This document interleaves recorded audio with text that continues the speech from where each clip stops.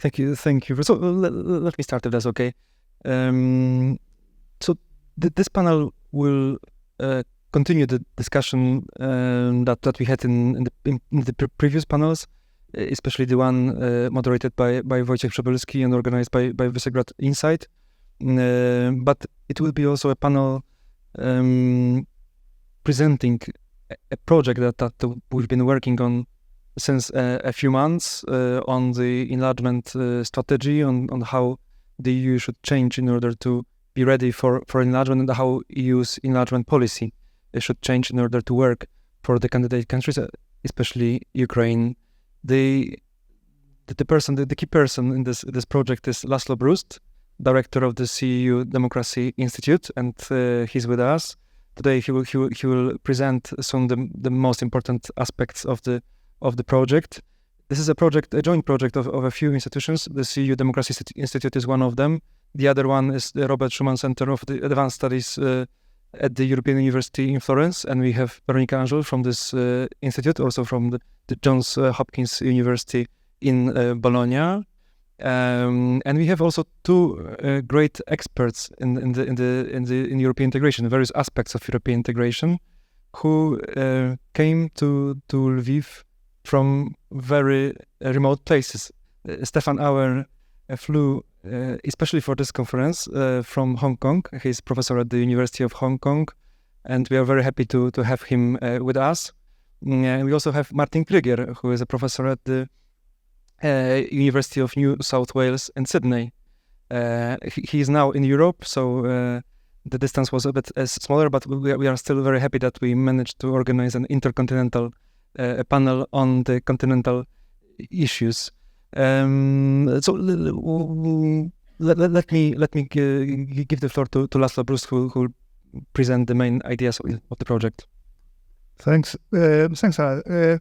So just as a background to this project, that the Robert Schuman Center and of the EUI and the Democracy Institute of CEU are basically representing two regional universities of Europe that have very broad experience with previous waves of enlargement. And our goal is to bring in the lessons, both the good and the bad ones, of the previous waves, the southern, the eastern, and the failed Western Balkans integration attempts. And there are several lessons, but we focus on one aspect, on how to prepare the EU for the successful governance of this wave of enlargement. It's lots of people before us in the previous panels stress the importance, the geopolitical, social, political, regional importance of successful integration of EU and of Ukraine. But what we try to call attention is that there are lots of dangers, risks of this new enlargement that can be prevented. And our goal is to focus on that. We do that in collaboration with colleagues from Ukraine, both scholars and also policymakers. Tomorrow we go to Kiev. We meet with officials dealing with European integration, and also scholars at the Kiev School of Economics and other places. So that's in general. Now, I just briefly wanted to talk about the governance problems of integration. Basically, the most important problem is that instead of generating more unity in diversity, that's the slogan of EU, it might create divisions. It might create new divisions between the old and new members, and within the old members of EU, and that is visible. So on the day when the Commission announced that it's ready to open, and it suggests to open negotiations with Ukraine, you can see already several signs of potential divisions within the EU and between EU and Ukraine, and these are not necessarily, these are issues of governance, how this is governance. And what we focus on is the previous, so to say, Ten Commandments of the EU. That was the Copenhagen criteria. We think that one of the biggest problems with the governance of integration is that the Copenhagen criteria is not just outdated, not just based on theories that don't work, but they might increase the problems of integration and don't help to diminish these problems. So we start this project with suggesting and arriving at a new, so to say, guideline for the integration. We call it the Kiev criteria. That's what is needed. It's new ideas about what are the governance problems, risks of enlargement, and how the EU's integration strategy should be upgraded. So let's just very briefly, it's a long... Kiev criteria instead of Copenhagen criteria, right? Kiev criteria instead of... Thanks a lot. Yes, Kiev criteria instead of Copenhagen criteria. Yes, the Copenhagen criteria, just for those of you who are not familiar with that was the, so to say, the expressed the solution to the fears of EU insiders in the early 90s, that they were afraid that integration might,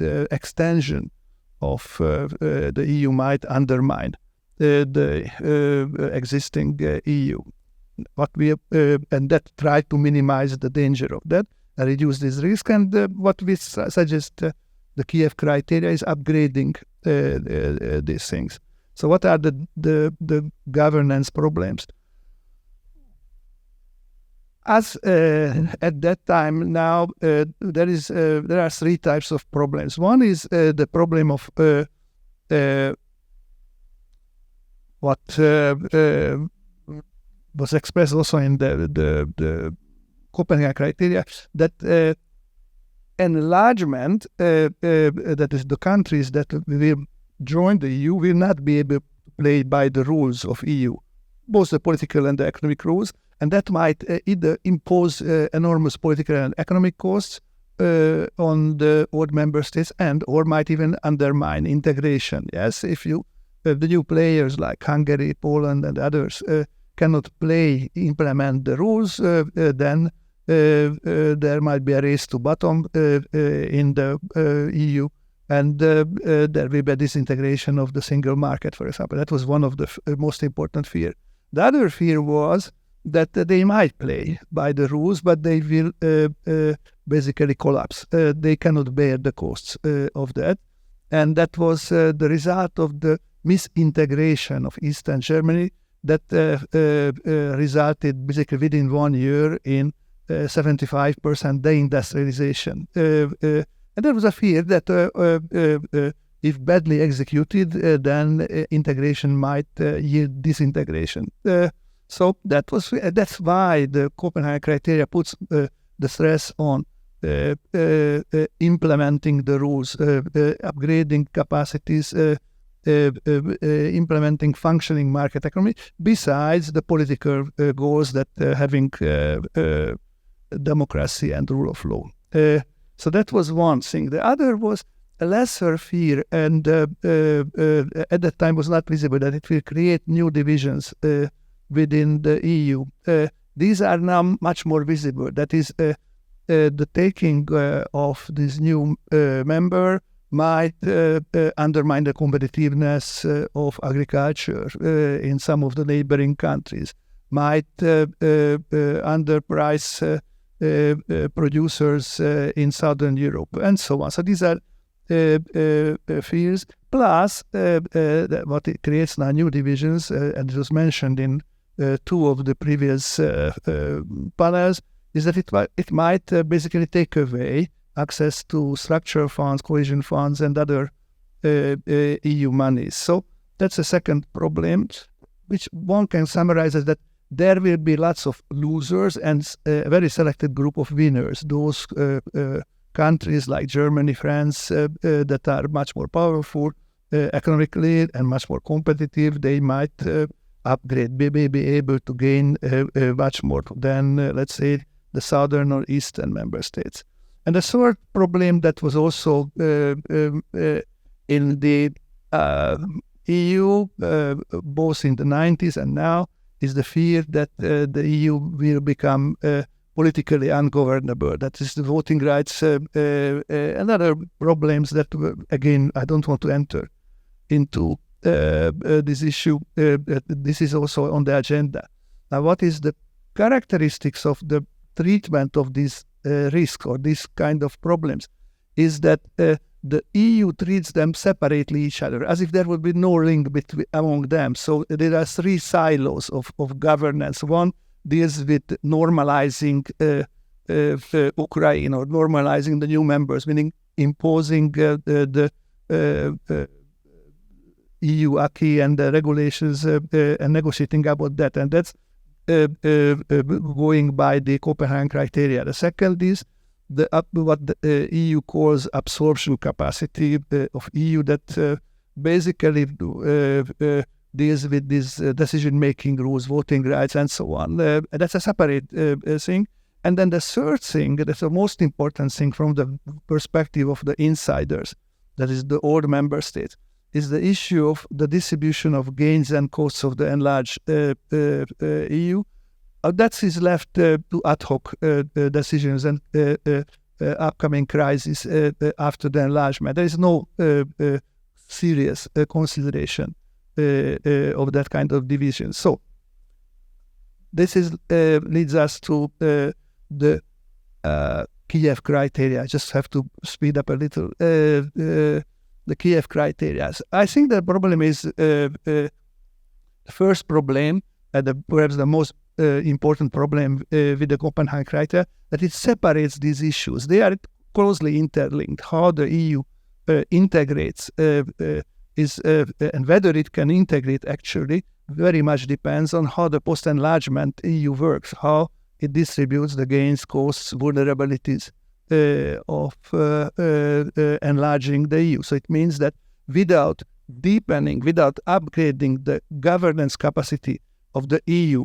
at the continental level, yes, without making sure that its governance, economic governance, has the capacity to distribute more evenly costs and gains, opportunities and vulnerabilities, it will be very hard to convince all the member states to vote for extension of the market. So it's actually the two are interlinked, and without integrating them, it's very hard to make successful the integration. So the first Kiev criteria might be decrease the potential negative and increase the positive consequences of enlargement, create a governance mechanism that can create that. Then the second problem is democracy and rule of law, the political criteria of the Copenhagen criteria. The biggest problem of them that they treat separately the democracy and rule of law from the economic transformations, the required economic transformations. And of course, what we know from the story of Hungary or of Poland is that they cannot be separated, that 6 or 7 years after enlargement, both Hungary and Poland was already on the road to autocracy, undermining the rules that were part of the Copenhagen criteria. That has very to do with the growth of economic nationalism and the feeling that was expressed by Orban or Kaczynski or the Polish elite that they are dependent market economies. They are Orban even talked about colonialization. And that was very important. That it was not that someone was laughing loudly about that in the Hungarian public, but that he did this speech before 100,000 people in Budapest, and that was taken very seriously. So economic, so separating the economic criteria from the political criteria can lead to this kind of things. And more importantly, and from a theoretical perspective, the Copenhagen criteria treated democracy and rule of law as set of self-sustaining institutions that once they are implemented, then they reproduce themselves, and they didn't see what, for example, a concentration of economic power or strengthening of the exclusionary power of national governments can play in undermining the conditions of democracy. So the second Kiev criteria, very briefly, might be creating the domestic conditions of sustainable democracy and the rule of law. That is the democracy and the rule of law is seen as a responsibility of Brussels. It's not. It's externally sustained, and it cannot actually sustain externally. The democracy and these institutions have to be sustained from within, and we can, in the Q&A, of course, enter deeper what are the conditions, how the EU can help that, for example, in Ukraine or, for that matter, in Hungary. And very briefly, the last 2 minutes, So the last is the economic criteria. The economic criteria is functioning market economy and capacity to withstand competitive pressure with the enlarged union.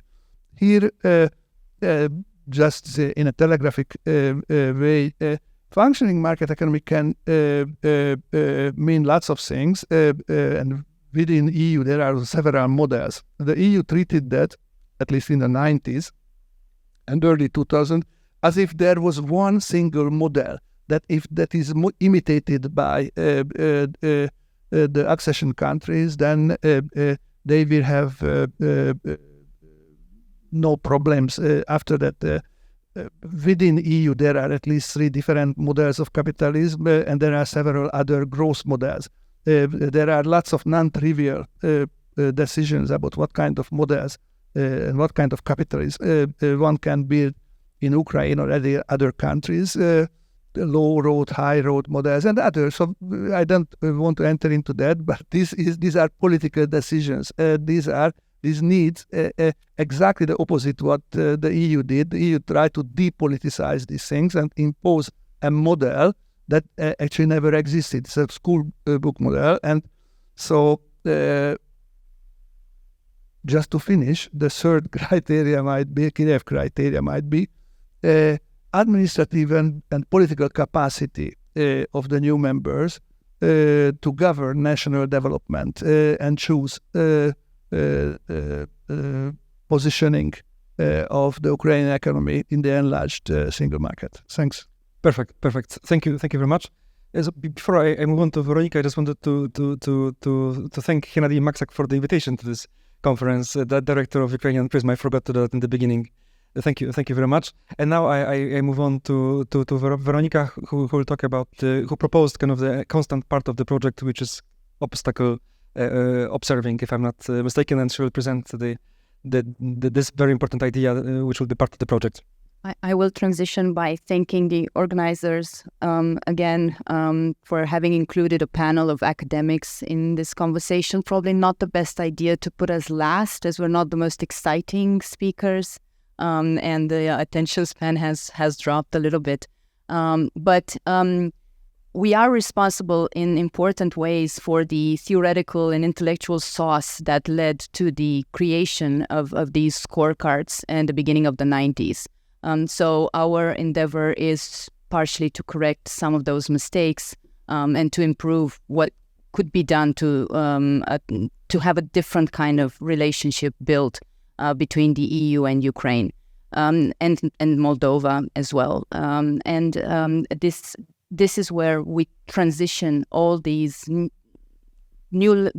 lessons that we have learned at both in theoretical and empirical level into policy as well. So our project has an important policy translation objective, and that is, once we realize that these scoring cards methods don't function to create a proper change, because they look at institutions too much and for all the other reasons that Laszlo mentioned, then we have to find a way to focus the minds of decision makers to actually implement these new new scoring cards that we would like to come up with.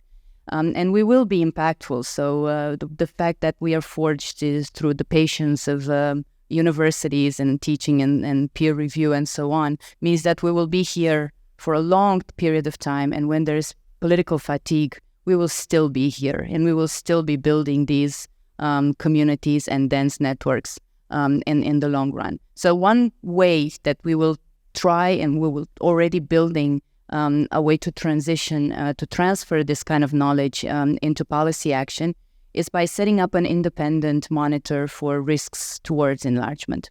And in this way, we can focus the mind on a forecasting exercise. If we set a goal for EU enlargement by 2030, then the question is, what are the obstacles to meeting that goal? And we can extract this from all the lessons that we have learned.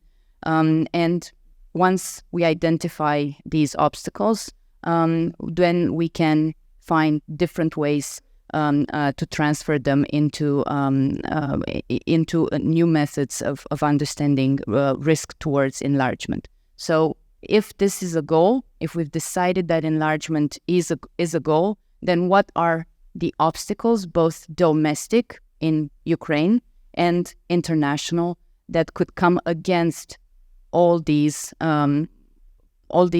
goals that the countries might have. And of course, at the domestic level, we extract from these theories criteria and indicators such as the inequitable distribution of power, or whether local elites are empowered, because we know that is actually more important than centralizing funds in governments, but also trust in EU institutions.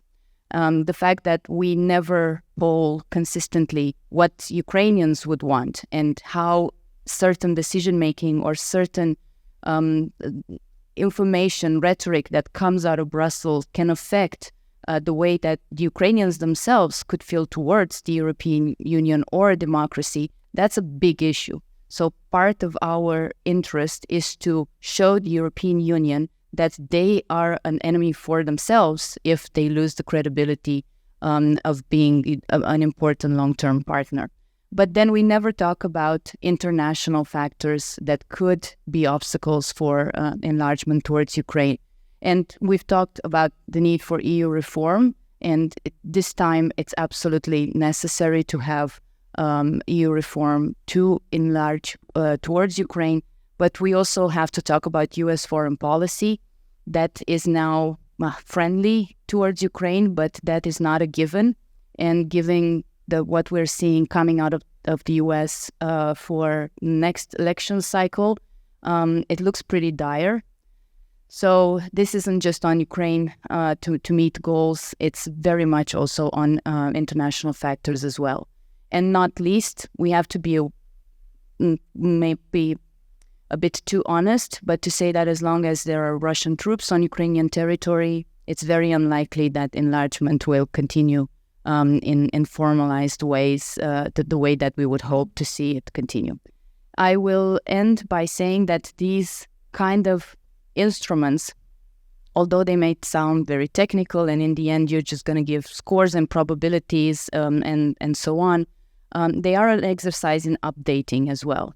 Because enlargement is not one thing. Membership is not one thing. The European Union is no longer an exclusive club.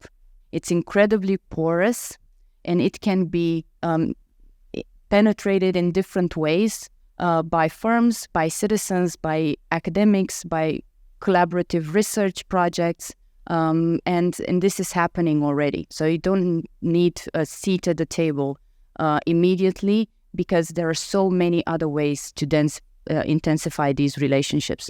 And we are doing something small, a small contribution by putting together these important universities and bringing Ukrainian partners in as well for long-term collaboration. I'll leave it there for now. Thank you very much. And let me now give the floor to Professor Krieger. We learned today about the results of the work of the Commission on the progress of Ukraine. One of the most important aspects of that report was the rule of law, and Professor Krieger is one of the most renowned experts in this field. So that's why we are very happy that we can ask him about this particular aspect of enlargement. Thanks very much, Michael, and thanks these organisers, for allowing me to be here. Many of the discussions in the last 2 days and in most of the panels have been about what to do about enlargement, about the development of Ukraine and so on. I'm not a what to do guy. I'm more a how to think guy, and what I want to suggest are certain ways of thinking and not thinking about the rule of law. I'll start with not thinking because that's the way we have thought.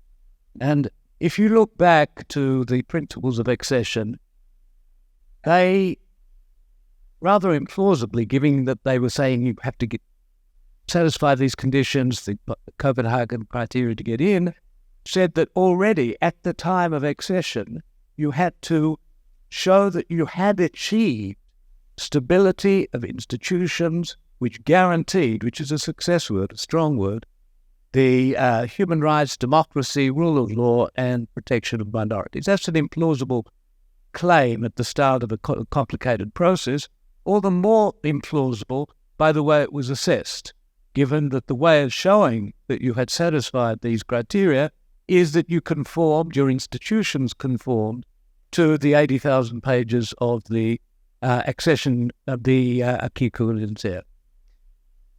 I think this is not just a European problem. I'm not just a European person. I just happen to be here. And all around the world since the collapse of communism, rule of law promotion has been a huge industry, billions of dollars, thousands of people, lots of activity, lots of intelligence, lots of goodwill, and very few successes. And the reasons for that are manifest. First of all, originating circumstances differ, traditions differ, habits differ, understandings differ, problems differ from place to place. Institutions, the ones that you have and the ones that you can imagine, differ from one place to another. As a result, the attempt to impose or to ask country after country to emulate a particular fixed range of conditions is almost certain to be ineffectual, and so it has appeared to be. Even worse, in some ways, as we've discovered from Hungarian and Polish experiences over the last few years, you can satisfy many of these institutional conditions for the rule of law and still cheat your way to hell, or at least not to heaven. You can cheat on all sorts of these activities if all one is looking at is institutional conformity. So my suggestion is these tick the boxes ways of thinking about the rule of law, which is my particular interest, but also about democracy and many other important values that are guiding the process of enlargement, the process of development of the EU, and are among the ambitions of Ukrainians and many other decent citizens of the world, should be thought about differently, not in terms of some speculation about what institutional body of things might lead to a good result, but to start at the other end. What sort of result are we after? What should matter? Why do people ask for the rule of law? And it seems to me that the answer to that, doing it briefly, is not too complicated. In many traditions of thought, in many civilizations, people have become aware, it's not hard to become aware, that power carries danger. Indispensable, you need it for many things, anyway, you can't get rid of it, but it carries dangers. Abuses of power are horrendous when the power is strong and the abuse is not. So many traditions of thought have said, well, what sort of abuses, what is it that we would like to be able to restrain, to tame, to moderate, to make reliable and effective? And the term often used is arbitrary power.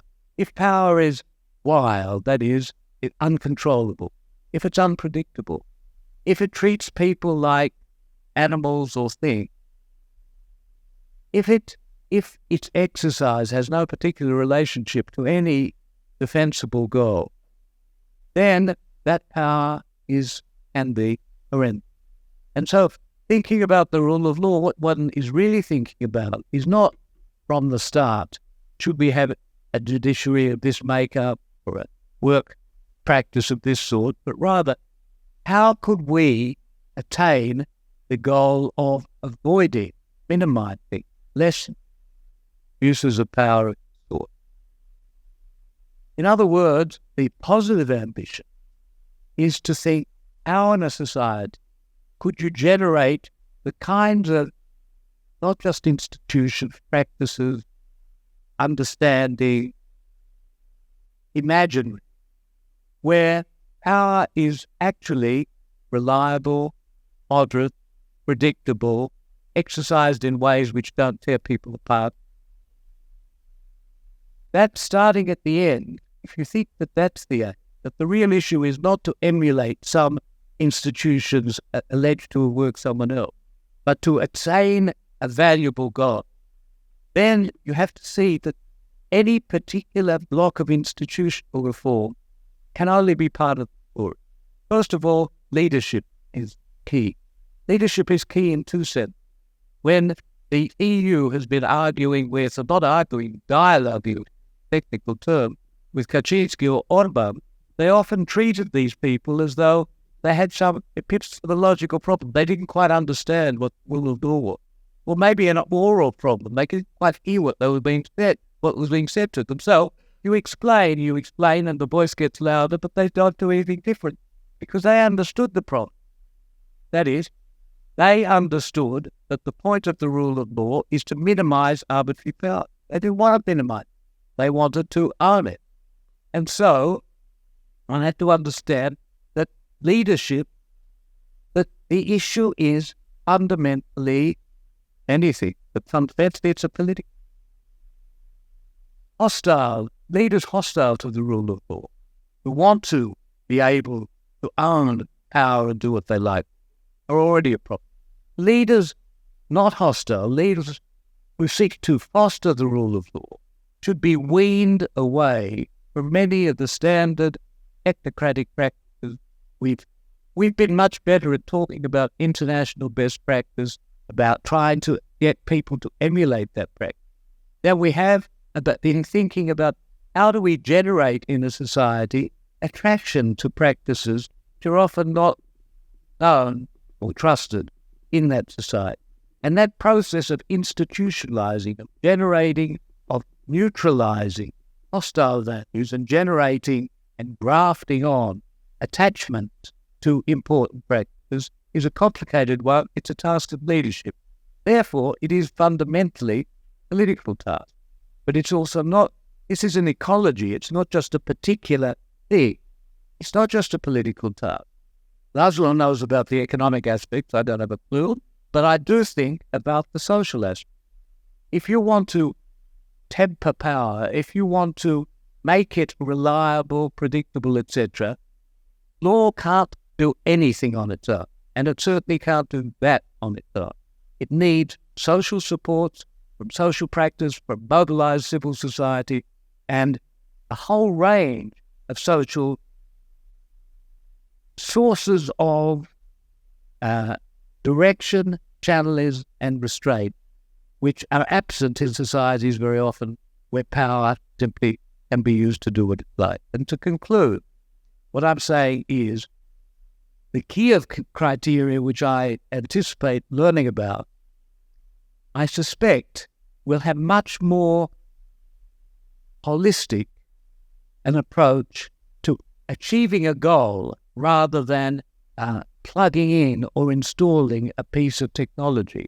And it should do that because the goal is so fundamentally important. The goal of making power something on which people can rely and not simply fear is a remarkable one. It takes cultural shifts and many other things, but it is also an achievable one. After Nazism collapsed, Germany became a flourishing democracy with law counted. Japan, too, became something other than it was before. Similarly, Taiwan, similarly, South Korea. These things often, if you're lucky, if you've got 1,000 years of good history, then you're on a winner. But if you don't have that good fortune, things can be done, and we've seen them done, to make the taming of power the extraordinary achievement that it can be. But to do that, you have to think about that rather than think like a technician about how to install whatever is the latest fashion of international best practice. Thank you. Thank you very much, Professor. And now let me give the floor to Stefan Auer, author of one of the most interesting books in the last years on European integration, European disunion. If I may, I will advertise the conversation with you that we conducted at the Review of Democracy and a symposium on your book as well. I guess that many of the problems that were discussed today and that were certainly discussed by you were interestingly presented already there in our interview. But let me give the floor to you. Thank you, Michal, for your kind invitation. I greatly appreciate it. I also appreciate the work of the organizers. I am a skeptical European. I'm a contrarian. So all the more I appreciate your invitation. And I greatly admire the project, and I'm very keen to be a part of it, but perhaps with a more critical perspective. I want to take on a number of issues, questions that were raised in the first afternoon session, and the points that Martin just made. What sort of result do we need?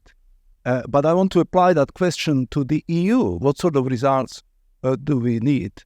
And then also ask the big question that the first panel this afternoon raised: what kind of Europe do Europeans want? Do Ukrainians want? On what kind of Europe do Ukrainians need? Which I think is one of the key questions of this meeting, right?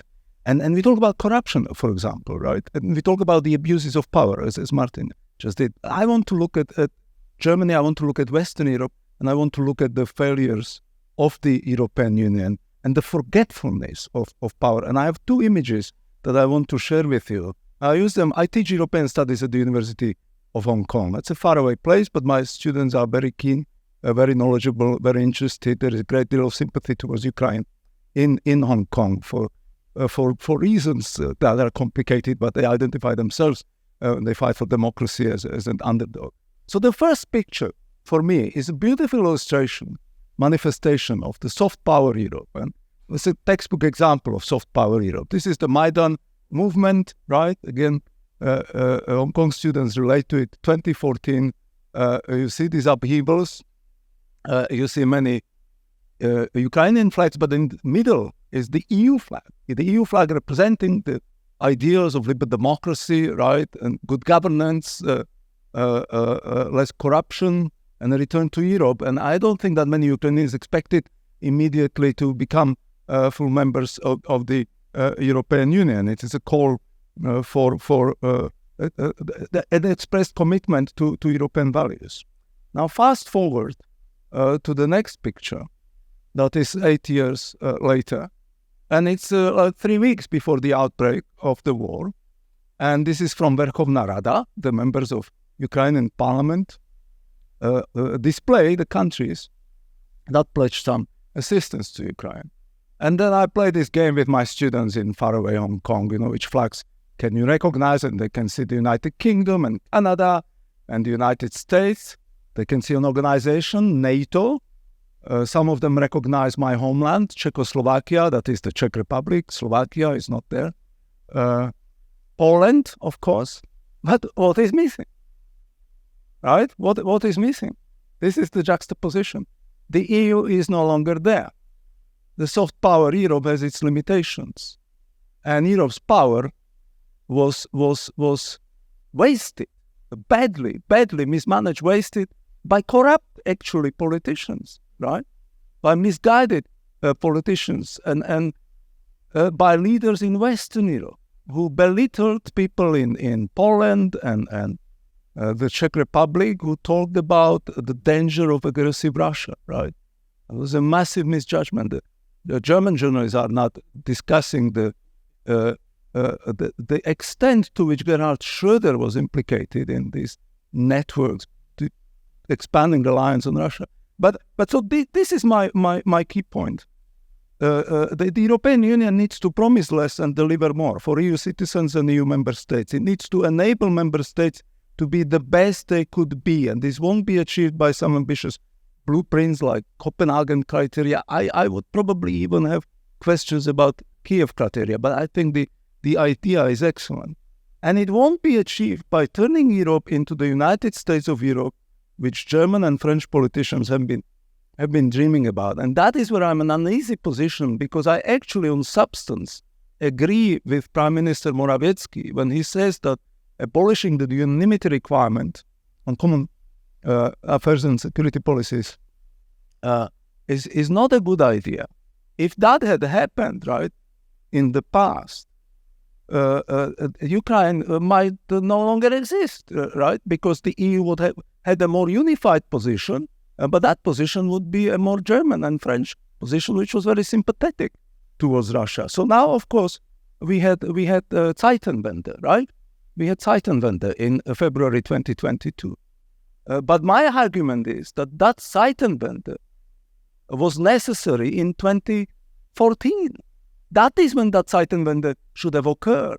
But what did EU do? What did Germany do after the occupation of Crimea? They started building Nord Stream 2, right? Empowering Putin's Russia. So when Martin says, what sort of result do we need? I would say, well, not the one that we are in.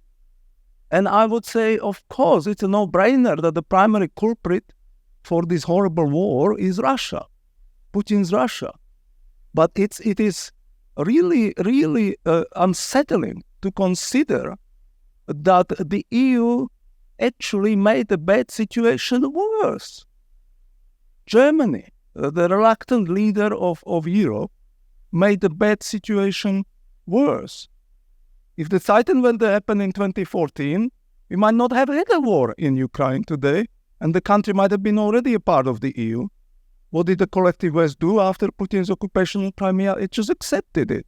Nord Stream 2, right? And if the West, if the European Union was led just by Scholz and Macron, and if the Ukrainian people didn't fight, Putin's calculus that Ukraine would be just gone would have paid off. So that's why I feel very uneasy when Ursula von der Leyen celebrates Ukrainian people for risking their lives for Europe. I think that the primary, but I am keen to hear from you, but I think that people are concerned about Ukrainian sovereignty, which they rightly see in the context of their belonging to Europe. But the question I think that is important is, what kind of Europe does Ukraine want, and what kind of Europe does Ukraine need? I'll just have one slide on Scholz, and I don't know how popular that term is in Ukraine, but Timothy Garton Ash popularized it in the West, this concept of Scholzing, which actually has horrible consequences, as far as I can see, on the situation on the front right now, right? Because Germany did in the end turn around and pledge support for Ukraine, but it took way too long, and it seems too late now to really push back. So collective West has done enough to enable Ukraine to defend itself, but not enough to defeat Russia. And I think that's a horrible kind of constellation that Ukraine found itself in. And that takes me to the last simple point. And I really just want to ask this big question, all of you, particularly the locals. What kind of Europe does Ukraine want? What kind of Europe does Ukraine need? Because my suspicion is that it's not a Europe that is more federalized, that is even more clearly led by Germany and France. And I have great admiration for Germany. I lived there for 6 years. I closely follow the debates, but I think when it comes to their ideas of Europe, they are both misguided and unrealistic. You will not introduce you will not abolish the unanimity requirement without having a unanimity on that issue, and we know that is not going to happen, right? We know that was debated in the first session in the afternoon. So back to Timothy Snyder. He was right to say that Ukraine has no future without Europe, but Europe has also no future without Ukraine. This is the most brilliant and simple statement. The important thing about that, though, is that he said that in the immediate aftermath of the Maidan movement, right? In the aftermath of the occupation of Crimea. And his warning was ignored then in the capitals that matter, like Berlin, Paris, and yes, even Brussels. And so were similar warnings by governments in Warsaw, and other parts of Central and Eastern Europe. EU-Europe should not make the same mistake again. Its future lies in a Europe that is more heterogeneous, more at ease with its internal differences. So Ukraine will not be Sweden, not in 10 years, not in 20 years, not in 50 years. Ukraine will be like Poland under Morawiecki. And I find it implausible when people, the same people who say that Hungary or Poland should be expelled from the EU, present themselves as strong advocates of Ukraine's membership. Ukraine will not solve all the problems it has. I think the EU needs to change to enable Ukraine to be a part of the European dream, the dream of European sovereignty, and that's my last sentence, because I didn't rubbish President Macron enough. I talk only about Olaf Scholz. The dream of European sovereignty, which President Macron articulated and Scholz supports, should not be pursued at the expense of Ukrainian sovereignty, which is an argument I also presented in the Financial Times last year, and I think that it's still valid, and I want to write a follow-up article on that. So I'll be very curious to hear what people think about what Ukraine needs from the EU, because I think the EU needs to change more, perhaps, than Ukraine. Thank you. Thank you very much, Stefan.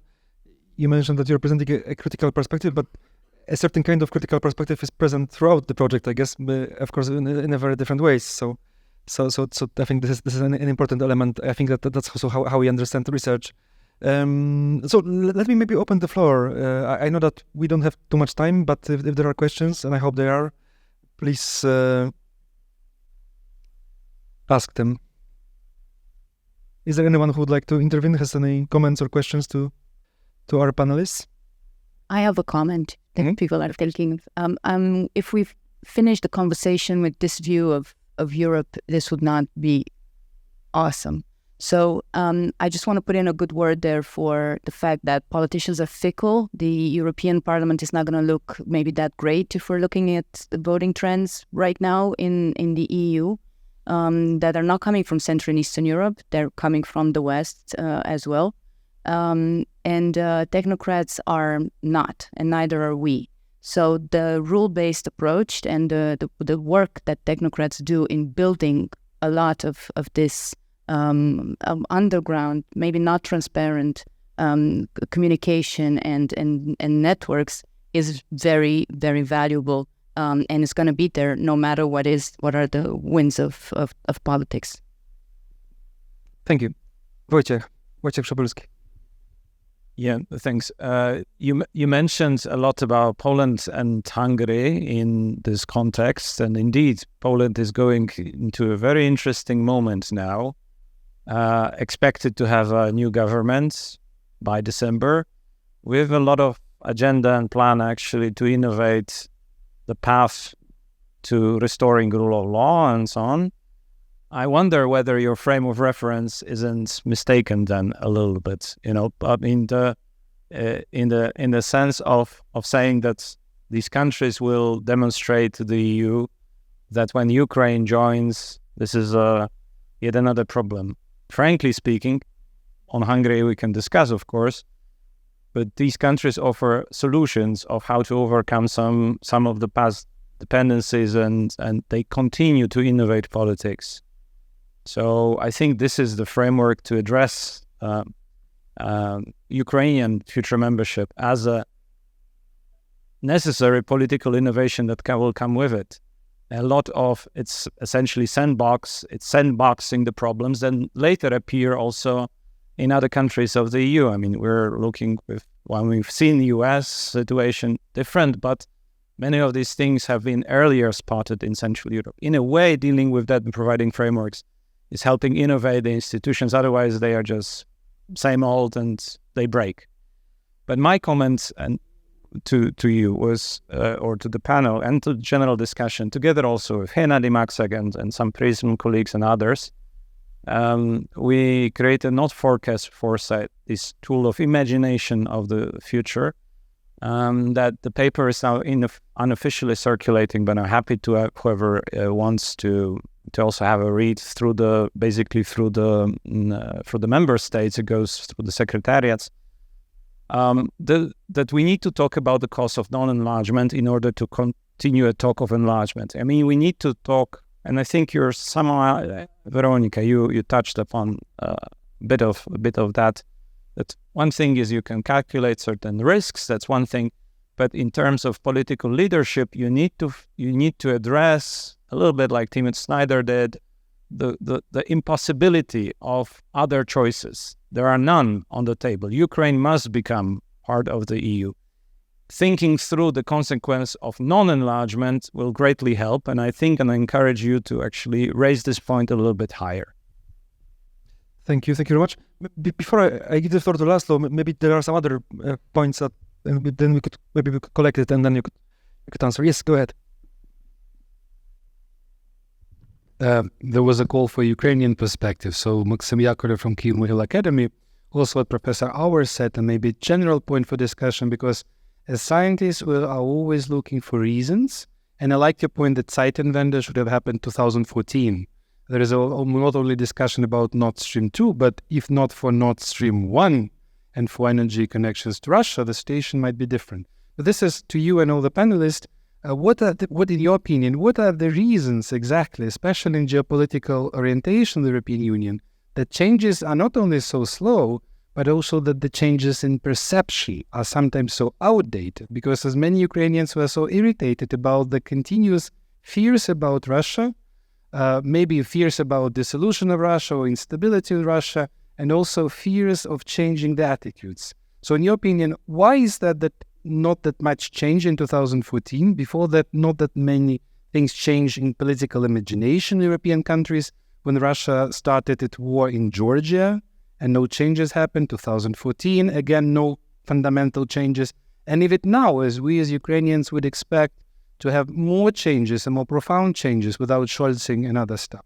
So to you and also to all the panelists, what are the reasons behind slow changes, behind this maybe unwillingness to change the status quo in perception in the worldview? I don't understand, and this is a philosophical reason, a philosophical question, but we always need to question these assumptions behind why politicians and structures, organizations, how they view the world. Thank you. Thank you very much. Are there any other comments or questions? Because maybe, go ahead. Thank you. Mitrosh Lugan, International Relations Foundation, Ukraine. Thank you for this reflection on many perspectives. And maybe I would also kind of reflect a little bit on Ukrainians' perception. I remember a couple of years ago, before the full-scale invasion, there was an episode. We were discussing 2021.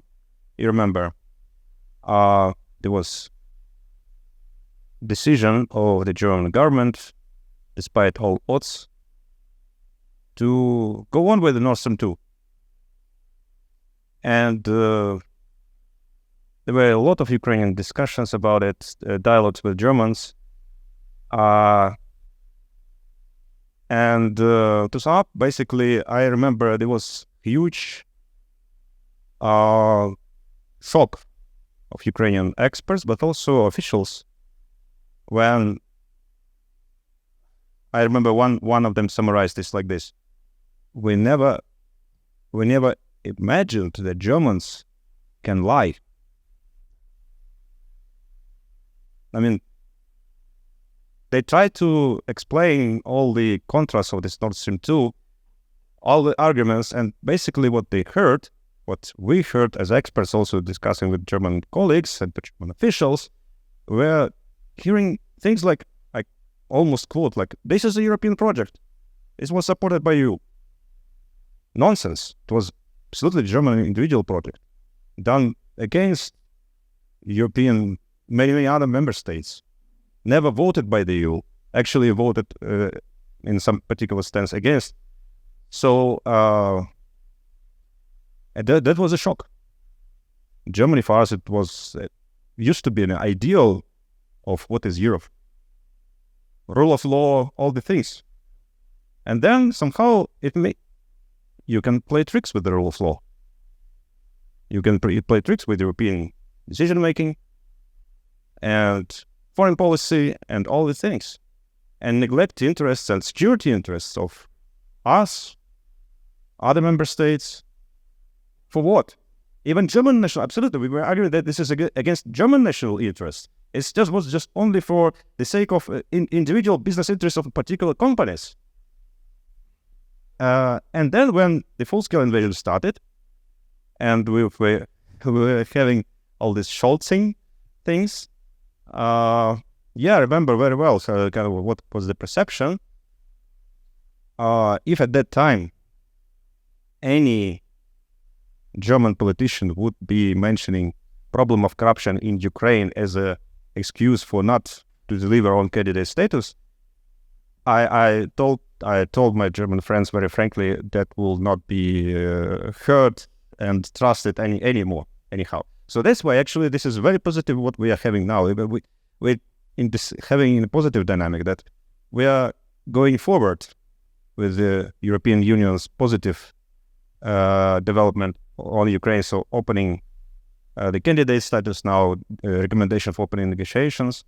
At the same time, but putting conditionality. And now we see that also this pays off in that Ukraine is accepting conditionality.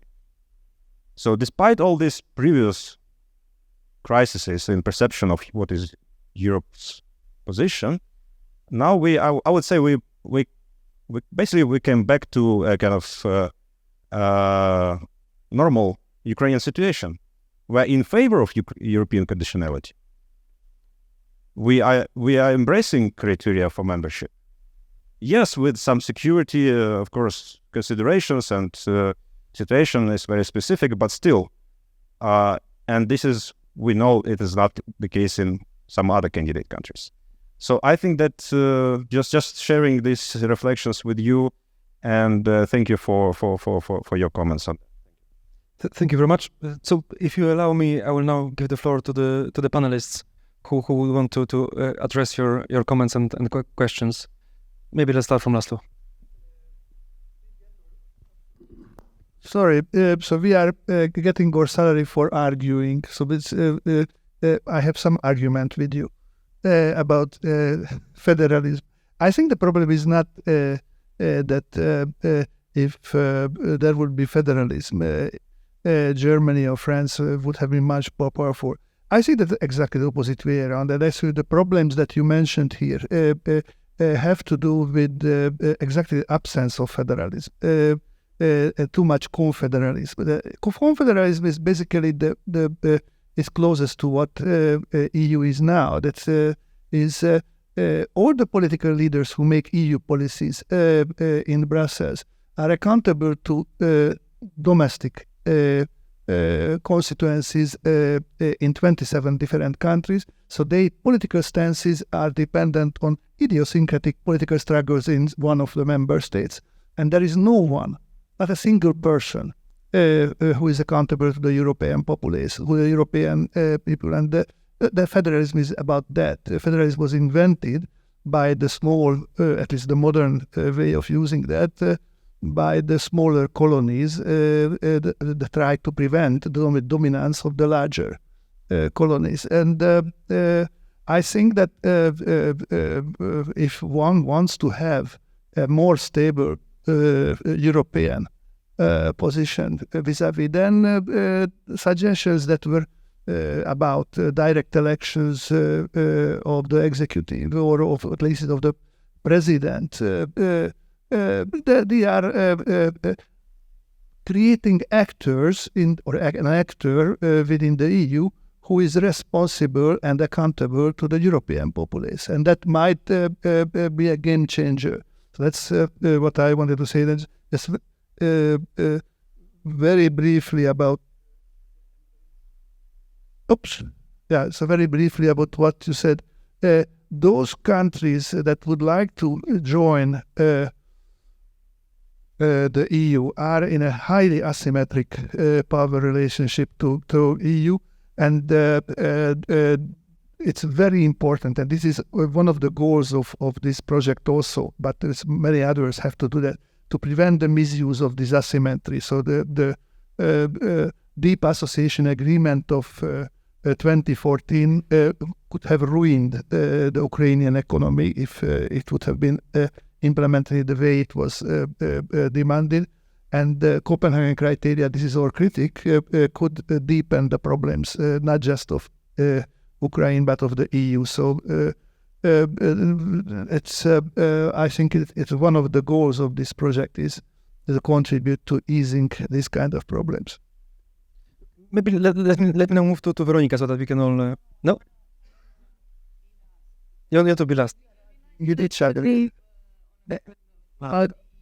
Okay. So then maybe Martin, and then Stefan and Veronica, if that's okay. Well, I'll be very brief.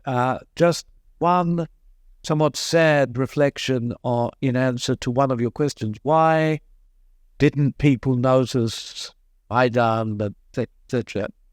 There are many reasons, of course, but one, it seems to me, stems from a particular strand of geopolitical realism adopted by so-called realism, adopted by people in countries which hope to be able to avoid the mess. And as kind of personification of that is Professor Mishheimer from Chicago. So little countries which have to actually suffer and lose the blood are simply out of the story. The real question is between the great powers, and why don't they change? Because great powers don't change, they think. Russia is Russia, it'll always be Russia, so you have to make sure that you don't aggravate the bear while it's no cost to you. And so there's a kind of, what struck me, and Jan Jelonka wrote about it very perceptively at the beginning of the war, that when there was a lot of discussion, it was as though there was nothing in between Russia and America, and at a more modest level, nothing between Moscow and Paris, and so on. And that's not the whole of the answer to your question, but it's a sad part of the answer. Thank you very much. Stefan, yes. For once, I will even disagree with Martin, and in a weird way, in that I find Mersheimer despicable for the reasons you just outlined. But interestingly, in 1991, he didn't think of Ukraine as a small country, and it is not a small country, right? Because it's a nuclear weapons. And when you look at the debates in the 1990s, Mersheimers of this world were much more astute about Russia than most EU scholars who were ecstatic about the soft power Europe that so badly failed Ukraine. So Mersheimer's recommendation was for Ukraine not to give away nuclear weapons. And arguably that might have also prevented the war. So realists can also be realistic, but more recently, I share your contempt for his argumentation, and I also agree with you that explains a lot.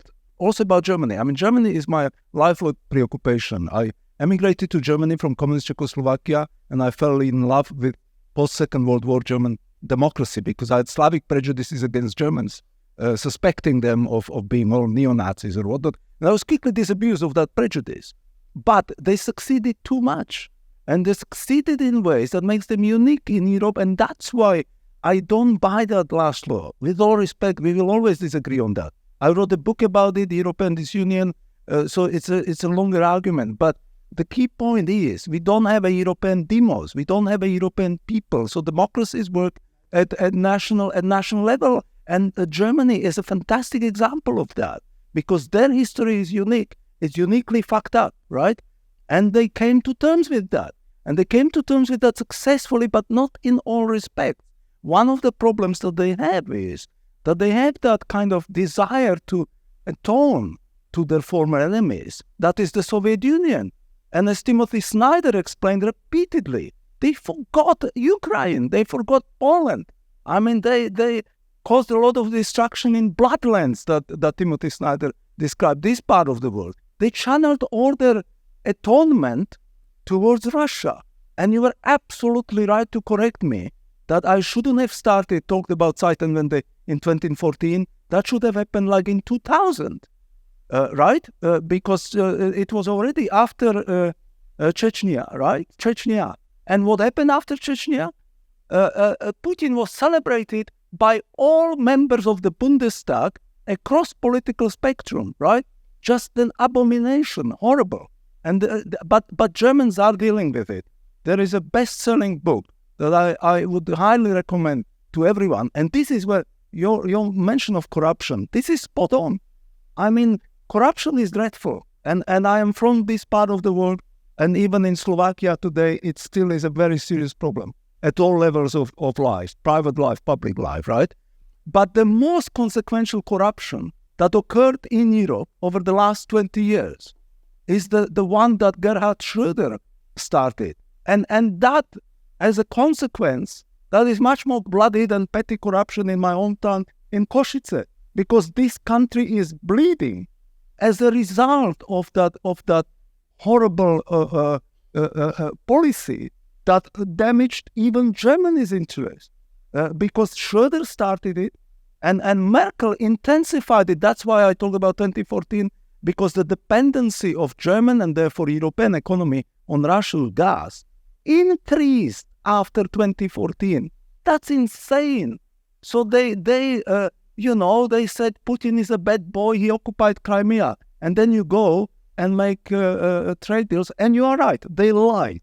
They lied because they did not have that much support from the EU, right? And so I can see the plausibility of Laszlo's argument that a better functioning federal system would contain Germany more effectively. But we have fundamental kind of philosophical disagreements there, in that I do not believe that Europe can become a supranational democracy of that kind. And it is precisely because the lessons that Poles drew from the Second World War are radically different. The Irish experienced the Second World War differently. The Brits, that's why they left, right? Because the United Kingdom never felt that national sovereignty was a bad thing. It was national sovereignty that helped them to defeat Nazi Germany, right? Because of these radically different traditions, democracy works at national level. And that takes me to the point that was the very first one. And I'm grateful you said that Poland can serve as a positive example. So then I might have misconstrued my position, because what I meant is that it is a positive example, but it's a very messy example, right? My distinguished friends, Martin Krieger and Wojciech Sadurski, who could have joined us here, we would have had a lot to say about the challenge of how do you restore the rule of law by means which are almost certainly going to violate at least the letter of the rule of law in Poland, right? And I understand that Ukraine has had similar problems with its constitutional court that is politically compromised, etc., right? So my point was exactly that the kind of box-ticking exercise when Copenhagen criteria is mechanically applied doesn't work. And the only EU that could accommodate Ukraine, in my view, is the one that is basically more relaxed about 27 and then 35 and however many messy democracies. The democracy, it's a unfinished project, right? You move hopefully in the right direction. You have setbacks and whatnot. I am acutely aware of it, living in a city-state that is becoming more autocratic by the day. And I have keen students learning about European experimentation with democracy, right? But then when I read that, Poland is a dictatorship under Kaczynski, well, it's not. It was pretty bad, but they accepted the results of elections. We don't have elections in Hong Kong. And a former student of mine who passed a petition as a union leader, received a 2 years prison sentence, right? So it's on a spectrum. And my view is the EU is still the most amazing experiment there is, but to accommodate Ukraine, it needs to be more accommodating, more relaxed, and more accepting on different political cultures and starting points. But when they talk about corruption, and they started talking about their own corruption, like this book is a bestseller, so that's a good sign, right? They also need to look into their own mirror, that is West Europeans, Germany's elites. The Social Democratic Party has a lot of work to do about that legacy. Gerhard Schröder was just awarded a kind of symbolic little medal for having been the party member for, I don't know, 50 years or something. So, thank you very much. There is no theory of international relations that justifies an early peace in Ukraine right now. It is not in the interest of the global West for Putin and Russia to get away with this. So there is no theory that justifies the approach to early peace or that can explain these slow changes that you were asking about, Max. And the only explanation comes from these idiosyncratic domestic problems that Laszlo has pointed and also Stefan is referring to. But I do not understand why there isn't an obvious answer here that to get rid of these domestic types of issues, you have to elevate the problem at the European Union level. So these are the reasons why there is slow change. It's because there's too much national power and not enough federal Europe. Now, to answer the question about, and I'll leave it there, the cost of non-enlargement. I think that that's an important point, and also it's what DG NEAR wants to focus more on. How do we sell enlargement to Ukraine? So it shouldn't even be about the costs of non-enlargement, but the benefits of enlargement. And in that way, the first thing that comes to mind, I'll leave it at that, is that the EU might get, for the first time, an actual functioning army. So on that note, thank you so much for having us here, right? And I should also say, for the sake of our project, that we want to partner actively with local stakeholders in Ukraine. This makes no sense if it is not 70%, because we still need jobs, 70% Ukraine-based. So the knowledge has got to come from Ukraine on what to do next and how to improve our relationship throughout the continent. So thank you very much. Thank you very much to all the participants of the panel. Thank you very much to the public, and thank you for the great debate. I hope we'll see each other soon in Ukraine or in Brussels or in Hong Kong.